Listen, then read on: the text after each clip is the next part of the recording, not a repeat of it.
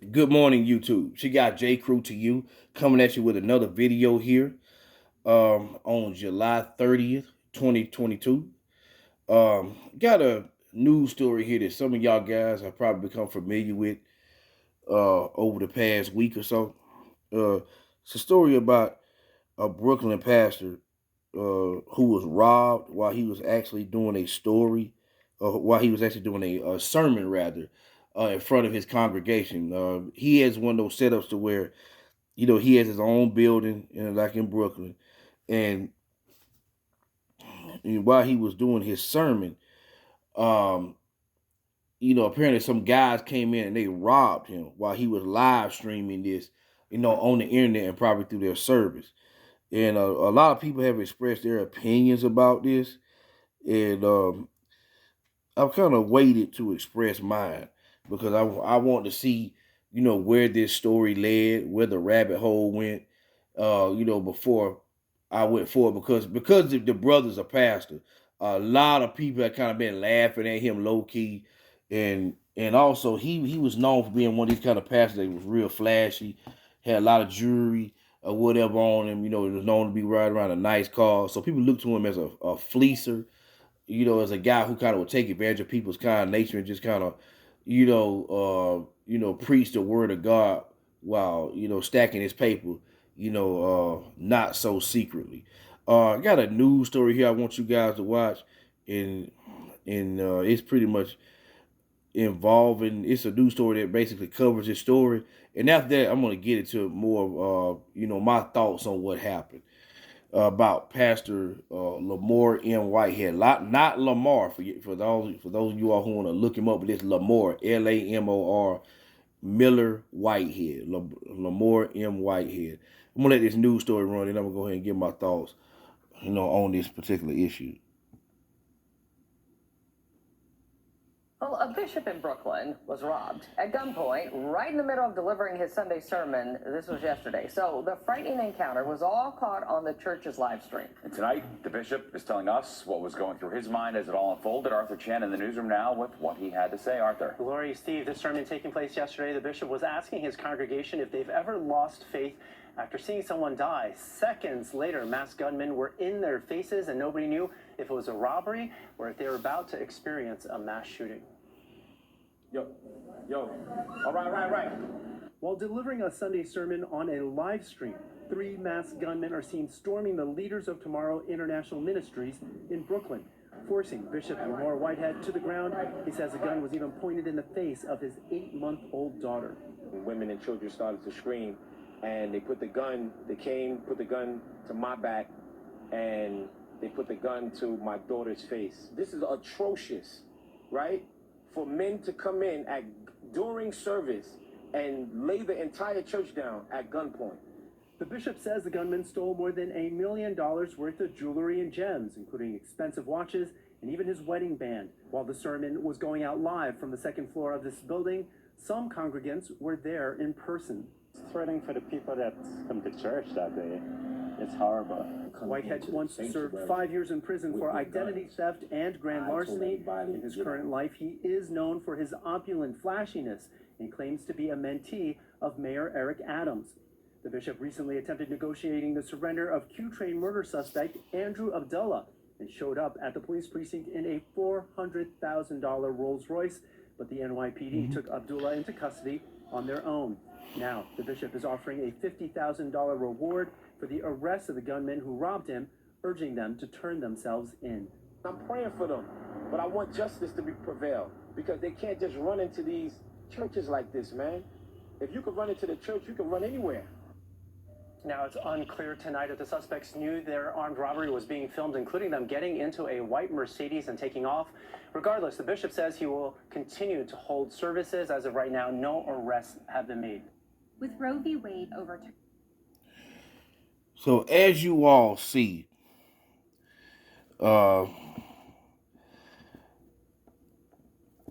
it was unfortunate what happened, with the pastor. It was very unfortunate what happened. I just brought up some pictures on Google of him right here. Some more pictures that you probably can see. Some might be more visible than others. But with Pastor Whitehead, I thought it was very unfortunate that that happened to him. You know, in my personal opinion, that should not have happened. You know, especially, you know, given that his family was in church, and as he stated, that a gun was pointed in his 8-month-old daughter's face. That was very, very disturbing to hear. Uh, when I heard about this, it tells me that that some people out here in the world have no conscience about what they do. I think it's very, very unfortunate that they picked their church to go take some money off of. But keep in mind, they said over $1 million worth of jewelry was stolen. This dude was targeted. He was targeted. There's no getting around that. Bro, you was targeted. Straight up. Lamor M Whithead was targeted. And you know, for me personally, to me, given that he did a live stream, and you can see some of the jewelry he had on, like in some of these pictures, and even during that sermon he was making, they targeted him, and he was again known for being very flashy.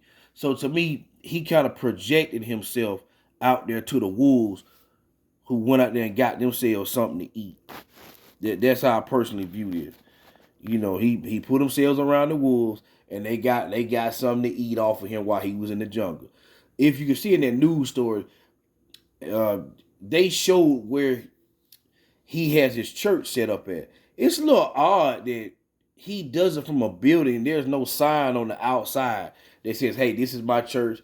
You know, this is where we conduct our worship services at." I thought that was a little odd. You know, again, I'm not one to play into too many conspiracy theories. I just thought that was a little odd that there was no church sign advertised on the outside. Because usually with churches, especially black church, well, hell, I'm not even gonna say black church, just any church, you gonna see a sign or a placard somewhere on the outside of the building telling you, "Hey man, this is where we conduct church services at. This is the name of our church.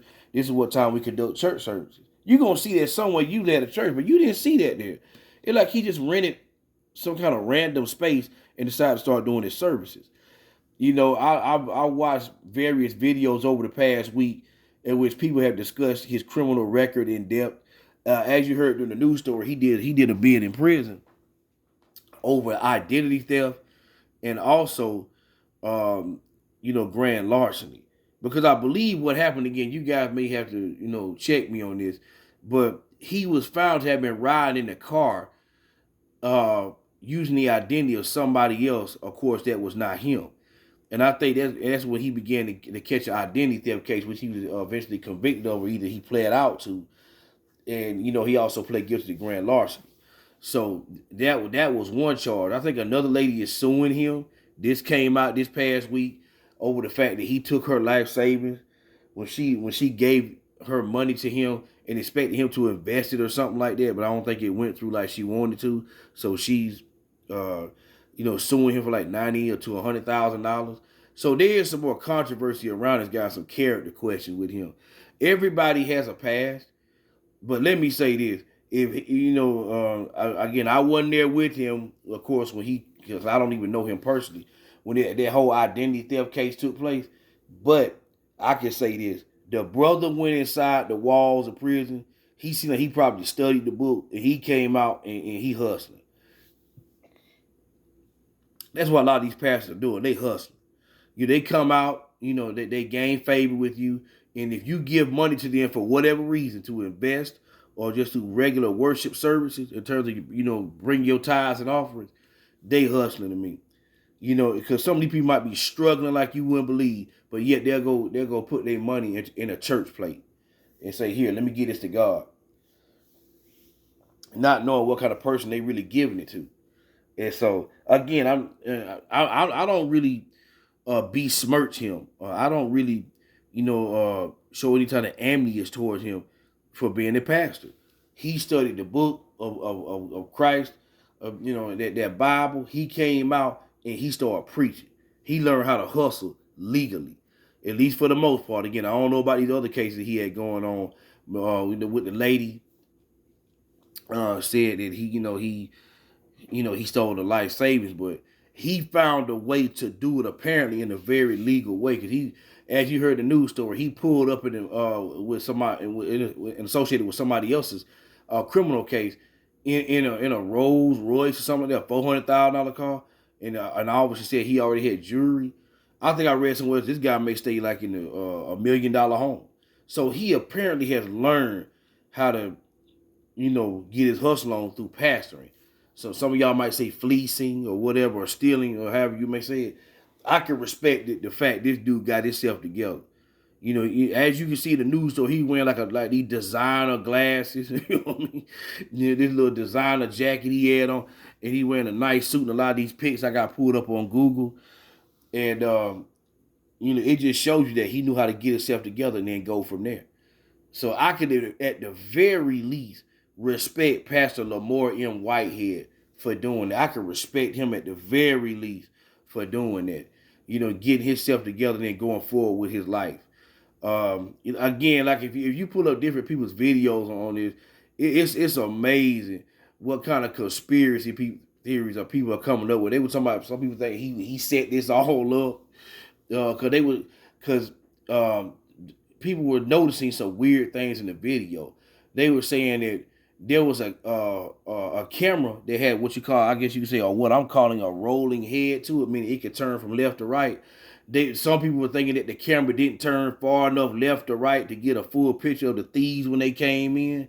They said it stopped at a certain angle, and and because of that, they felt like it was a setup. Like, why in the world didn't that camera keep turning any further than what it did?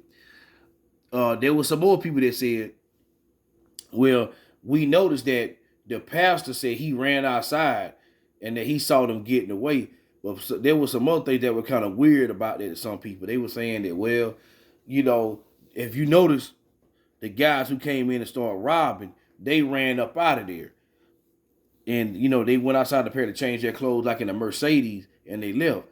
But they're saying that the pastor was able to catch up to him even though he wasn't running. He had like a little fast walk on him, but not a run. But he didn't get no license plate or nothing.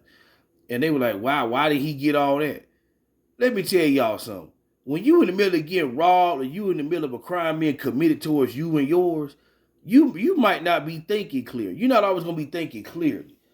I could have seen myself maybe not getting a license plate number, because of that. So again, until I hear otherwise, I'm going to give him the benefit of the doubt. He probably was a little shook. If it wasn't set up, he probably was a little shook up. Like, what the heck is going on here? And he probably was thinking about his family because he said his 8-month-old daughter had a gun pointed at her face.